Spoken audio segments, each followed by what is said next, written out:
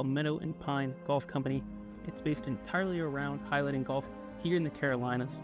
In the last year, I've been to over 50 different golf courses to not just only highlight the golf courses, but learn about the people that truly make the Carolinas special. Welcome to Pine Talk.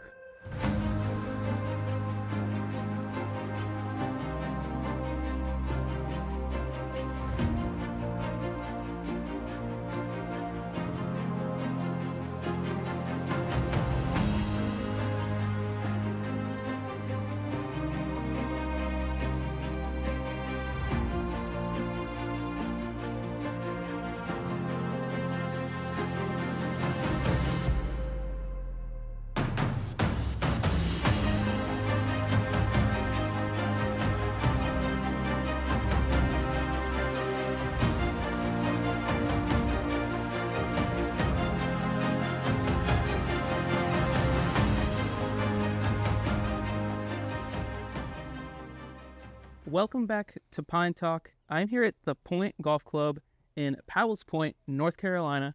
I'm here with Cory Schneider, the Director of Instruction. Before we hop into this, I do want to finally announce for the first time in a long time that we have our website, palmettoandpinegolf.com, is up and running. By the time that you see this, we are in fact a golf apparel brand that does sell things. We don't simply make golf content. So couldn't be more excited. You see I've got the hat on. I've got one of our brand new polos. You'll be able to get those on the website, palmettoandpinegolf.com. Cory, talk to me. How did you get into golf? How did that end up to you or lead you to ending up here at the Point? Yeah, very simple. Originally from Northeast Ohio. Realized that the golf season wasn't long enough for me in Ohio. I went to Methodist College in Fayetteville, North Carolina, went through the PGM program. It's now Methodist University. You do internships at different places to kind of feel where you're going to be as a PGA golf professional, public, private, municipal. And I enjoy golfing and fishing, so this was kind of a perfect place for me, living on the coast. I grew up in a real small town, and it kind of has that feel here, so it was an immediate kind of great spot for me starting out. So did you end up in North Carolina specifically because of Methodist, their PGM program? I did, yeah. So at the time, Methodist was kind of, and it probably still is, one of the best PGM programs. And if you're going to go through and get an education and have an accreditation from one of the schools, I wanted to go to the best. After that, I played a little college golf there. But after, going to Methodist, you wanted to be kind of prepared for what you're going to see when you got released into the job force, and it was a great one to have on the resume, I thought. So I went to Pfeiffer University, which is also North Carolina, small. It's now a Division III, and it's in the same conference as Methodist. So I played, my college career, I played against Methodist. I played on the lacrosse team. I did not play golf. Okay. So I've played Methodist and been to that school, and then afterwards found out about this PGM program, and I just find that super interesting. What exactly is the PGM So it's the professional golf course management program that it kind of tailored you to get your PGA accreditation quicker than those that weren't going to those schools. So we went through the classes, went through the book work while I was still in school. So when I got out of school in 2006. Once it went to 2007 and I finished my my internships time, I was immediately a member of the PGA. So it got you kind of set up, and been a PGA member since 2007. So, coming up on 18 years, and I'm glad I went through that process for sure. And so did you just you were like, golf is kind of what I want to do for your career, life, just everything? Yeah, so growing up, I'm a sports guy. I played golf, baseball. Actually like baseball more, but my stature, I knew that if I was going to try to do anything competitively, baseball and all the other sports were probably not going to be it. So made an easy decision for me. Still, being competitive, I wanted to find a route where I could do that in college and then maybe afterwards as well. But still loved baseball. Golf was kind of my road to go down for sure.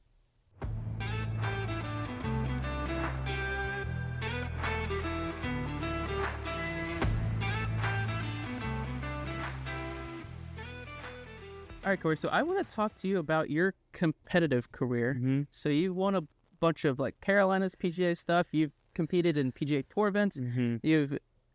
Which you've also played on the web.com, which I believe is that's what now the Corn Ferry Tour is. Yeah, it was nationwide, then went to web.com, then Corn Ferry. So it's kind of changed names, but I was told people it's kind of like the minor league right below or the training ground for the PGA Tour. Yeah.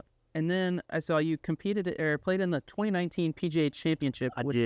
Which is pretty awesome experience. Thank you. Yes. I would like to guess. So first, I want to talk to me about that qualifying and how you got into playing in a major championship. Yep. So that was one where the Carolinas, we have a lot of great players, but each one of the sections of the PGA, I think they have their section championship where they have certain spots, qualifiers that then go to the national event, which is held throughout the different spots in the United States one time throughout the season.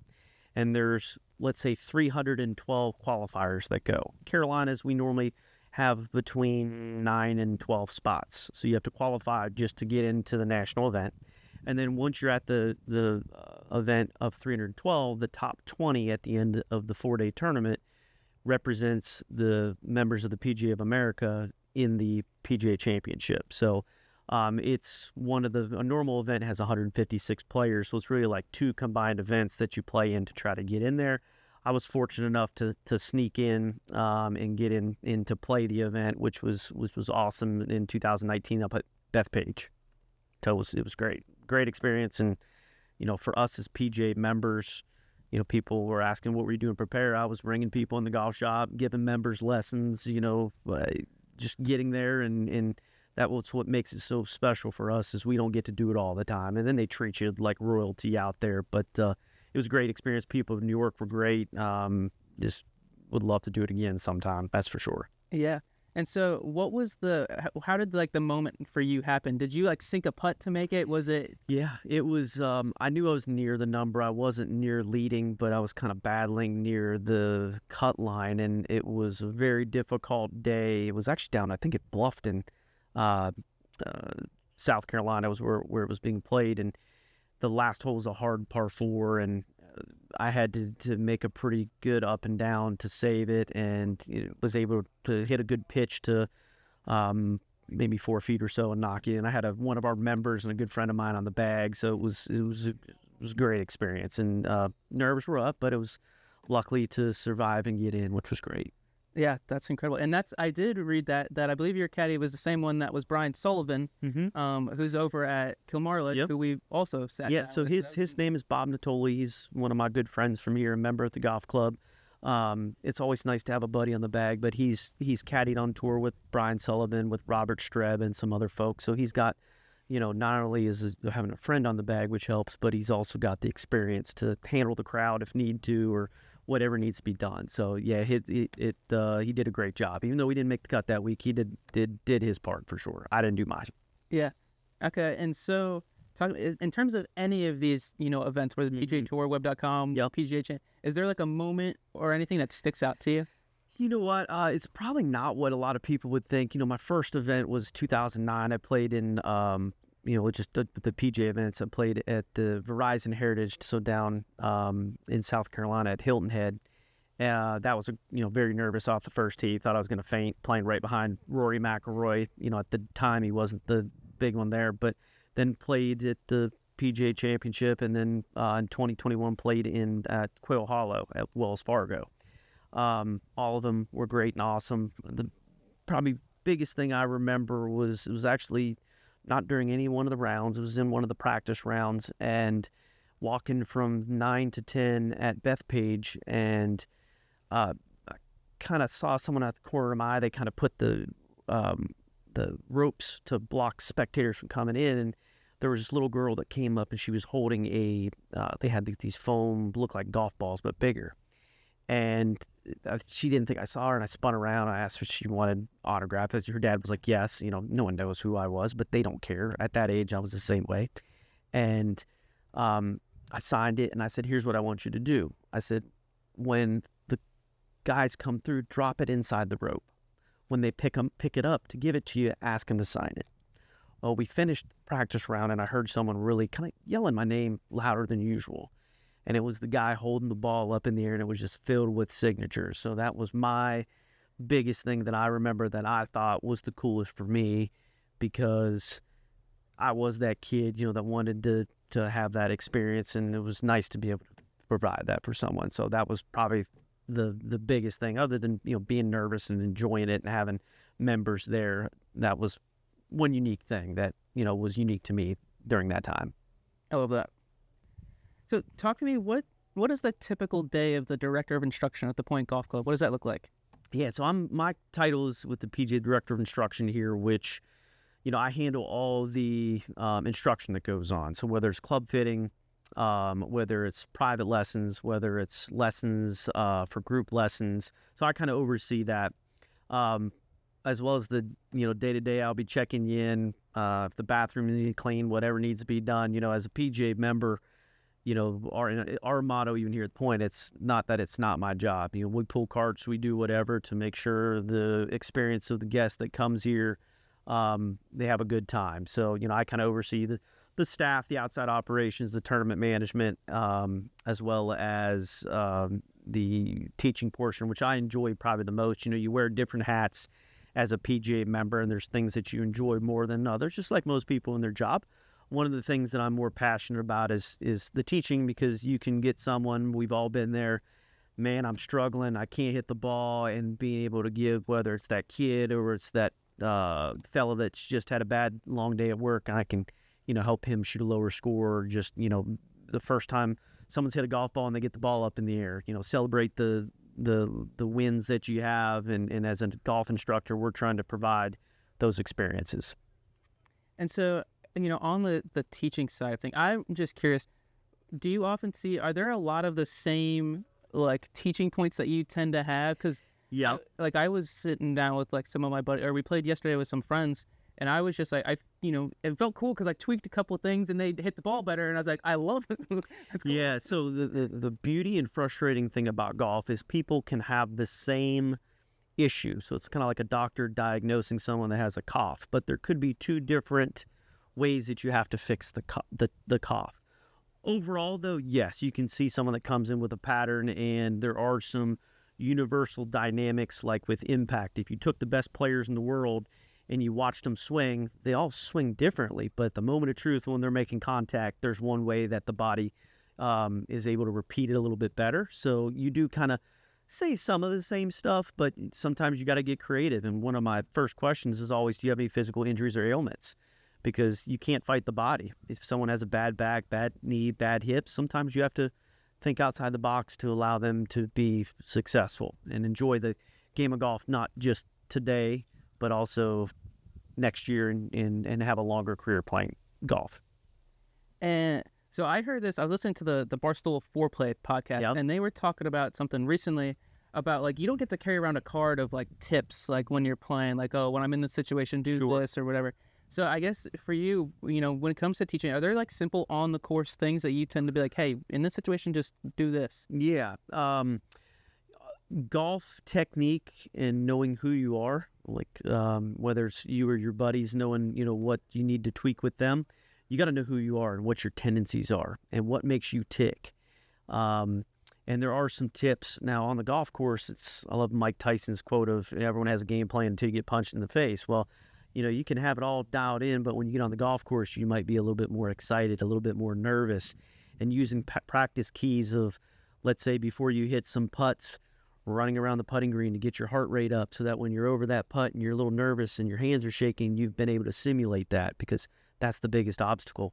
I can do it on the driving range. Why can't I take it to the golf course? And having these little tips and practice keys are important. And also the mental side of the game, being positive. Golf's hard. You're going to hit bad shots. How do you recover from those? And I mean, that's perfect. That's where I wanted to go next is golf is such a mental game. It's you battling your own thoughts half the time. Sometimes just Correct. simply staying positive is a major fix. So is there, for someone you competed at such a high level, and what do you do on the mental side of things? You got to put stuff in perspective. And one of the things that I have, been playing golf for 35 years, and, I've had my ups and downs, and you learn by trial by fire. Having the mindset of, when I go out, I know I'm going to hit a bad shot, which means it's okay when it does. I'm not upset. People think that you're going to be perfect, and golf is not a game of perfects. You can play one day, and me and you were playing beside one another. We both missed the green, just right at the green, and your ball's sitting way down at a terrible lie, and mine's sitting perfect. Sometimes there's a little luck of the draw. Gust of wind. We're on the Outer Banks. It's always blowing. It blew the putt out of the hole. It lipped out.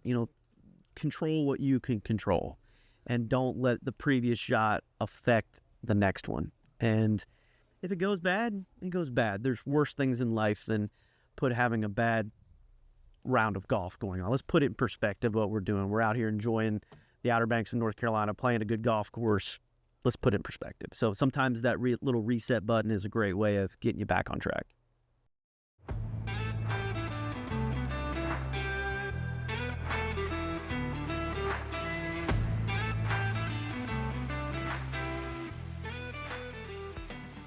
So we're sitting here at the Pointe Golf Club. I want to talk to you kind of what makes the Pointe unique. Why should someone come play here? Sure. We are always in good shape due to our superintendent, Jay Brown, who's been here since the beginning of 1995 when we had it. Used to be an old turf farm, so they know how to manicure some grass. So it's in good shape. It's very player-friendly is what we tout ourselves for. The Outer Banks tends to be a windy place, hence why the Wright brothers decided to pick this spot for us. With that in mind, we have a little bit more real estate to where you can spray your driver a little bit if you're not having a great day, or if it's super windy. You're not going to go on an Easter egg hunt in someone's pool looking for your golf ball. So being able also, because of our course design and our playability, pace of play tends to be a little bit faster here. Even on resort days, we float between 4 hours and 15 minutes, which I think makes it attractive to where you can play fast, have great conditions, and don't get beat up too bad, so that you can, maybe have one of your better scores out here. Cool. And, what are the tips and tricks, things to know for someone that, maybe has never been here? I always say breezy, swing easy. That's one. Mainly it comes from a lot of our guests aren't used to playing at sea level. And playing at sea level, the ball doesn't travel as far. So even if someone's from Charlotte, it doesn't seem like that's that big a deal, but it does matter a little bit. Also, the wind direction. So if it's coming off the water, the water's cold. The ball just doesn't go real far here. So I normally tell people, club up. I always say, hey, just in case I mishit it. But the ball doesn't travel as far. That's a big one there. And then, the greens can be very subtle. They don't quite break as much as what a lot of people think. Those would be my two biggest pieces of advice. And just have fun. And so talk to me, what are the kind of what are your favorite golf holes that are here? We've got several that are really good. Most folks here would probably attribute, and it depends on prevailing wind. On the Outer Banks here, the southwest wind is the prevailing wind. In the wintertime, the northeast. So they could play totally different as you're going. With that in mind, if we took the wind out of it, on the back nine, hole 16, it's out near the water. It's bulkheaded. You got to go over a little bit of the water, but it's not too difficult. You got a bridge you got to go over. It's kind of cool, neat designed hole. And then on the front nine, just right out the bat, starting on our par 5 number 1 dogleg right. It can kind of make or break some people's rounds depending on how you're going, but just how it plays totally different with the prevailing wind. When you turn the corner in the summertime, you're right against the wind, to where after you hit your tee ball in the wintertime, it's straight downwind. So it plays two different ways. So I like, what's my first feel on a golf course going to be? I like number 1, and then 16 on the back is a good one. Cool. And I would just say, now I've played almost all of the golf courses that are here in the Outer Banks, and I love how different each of, there's such a wide variety of golf courses. They're all in great condition. It is, I will continue to say it's a great place to come for a golf trip and do that kind of thing. It's really unique. If you've never been to the Outer Banks, you got to come at some point. It's well worth it, and I'm excited to get out. Yes, we look forward to having you. Thanks for coming out. It's just it's a fun place to be. Gorgeous weather. October right now is fantastic for conditions. A little cooler. Beach is still good. So it's a great time to come to the Outer Banks for sure. So we'll wrap this up. I got a little lightning round. Just a couple questions, kind of fire off on the first thing that comes to mind. I got you. What's your favorite club in the bag? Putter. What is your favorite Carolina golf course that's outside of the Outer Banks? Eagle Point in Wilmington. Okay. And then what is your dream foursome to play in? Oh, goodness. I mean, I think you got to go Tiger Woods. I think you got to go Phil. And I assume people that are still around, not ones in the past. And I'm going to go with Tom Watson. Okay. So kind of a mix of though, but I think all those guys would have some great stories to when you're after the round, have a pint. You could then hear some pretty good stuff. So those would be my three. So I want to add one in. What's your favorite, group or pairing that you've played in yourself? I mean, I just enjoy playing with the members here and friends around here. If the employees ever to get out, so the other staff members, that's always fun to do. Favorite pairing, maybe going to the PGA Championship when I got to play with Sung Jam and Lucas Herbert. Both guys now that have won on the DP World Tour have been in the, President's Cup and Ryder Cup, and it's always nice to kind of compare your game on how much better they are than I am, but get a pretty good assessment of where it was at. So I just like playing with my boys just as much as going out there and playing. Cool. That is Cory Schneider. He's the Director of Instruction here at the Pointe Golf Club in Powells Point, North Carolina. The Outer Banks, beautiful place. Cory, thank you for joining me. Thank you for coming out. Appreciate it.